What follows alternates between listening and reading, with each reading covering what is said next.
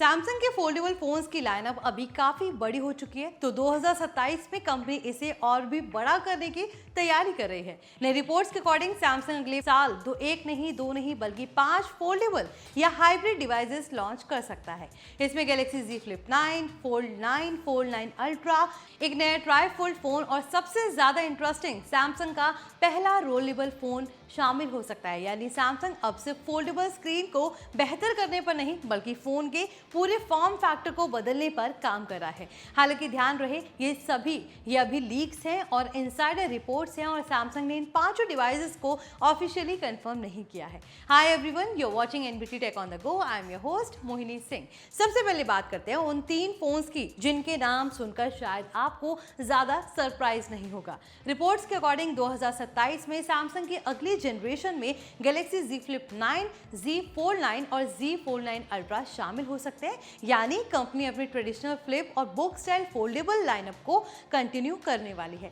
लेकिन असली एक्साइटमेंट यहां पर शुरू होती है क्योंकि सैमसंग अपने गैलेक्सी Z ट्राई फोल्ड का अगला वर्जन भी ला सकता है। सैमसंग ने 2025 में पहली बार ट्राई फोल्ड फोन पेश किया था जो 2 बार फोल्ड होकर करीब 10 इंच की बड़ी स्क्रीन में बदल जाता है। यानी स्मार्टफोन खोलते ही आपको लगभग टैबलेट जैसा वर्क स्पेस मिल जाता है। अब रिपोर्ट्स में कहा जा रहा है कि 2027 में इसका सेकेंड जनरेशन ट्राईफोल्ड आ सकता है और इस बार इसकी अवेलेबिलिटी पहले मॉडल की तुलना में ज्यादा मार्केट्स में हो सकती है। पहले ट्राईफोल्ड को लिमिटेड मार्केट्स और लिमिटेड क्वांटिटी में अवेलेबल कराया गया था, लेकिन अगली जनरेशन में सैमसंग प्रोडक्शन बढ़ाने पर विचार कर सकता है। और अब आता है इस पूरी खबर का सबसे बड़ा ट्विस्ट। 5वां डिवाइस एक रोलेबल फोन हो सकता है। यानी यहाँ पर स्क्रीन फोल्ड नहीं होगी बल्कि जरूरत पड़ने पर एक तरह से रोल या स्लाइड होकर बड़ी हो सकती है।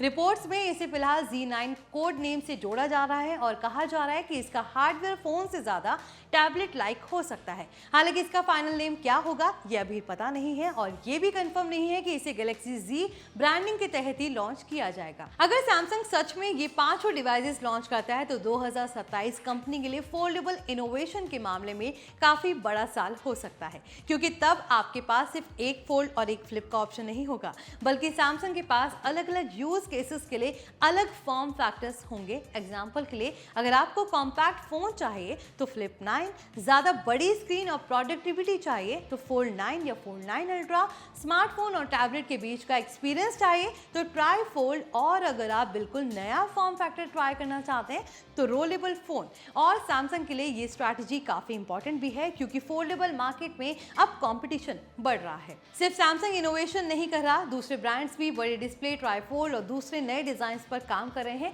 ऐसे में सैमसंग अगर अपनी फोल्डेबल लाइनअप को ज्यादा डाइवर्स करता है तो इसका मकसद अलग अलग यूजर्स को अलग फॉर्म फैक्टर देना हो सकता है। हालांकि यहाँ पर एक बड़ा सवाल प्राइस का भी है। फोल्डेबल फोन्स अभी भी नॉर्मल फ्लैगशिप स्मार्टफोन की तुलना में काफी महंगे होते हैं और ट्राईफोल्ड या रोलेबल जैसे ज्यादा कॉम्प्लेक्स डिजाइन्स की कीमत और ज्यादा हो सकती है।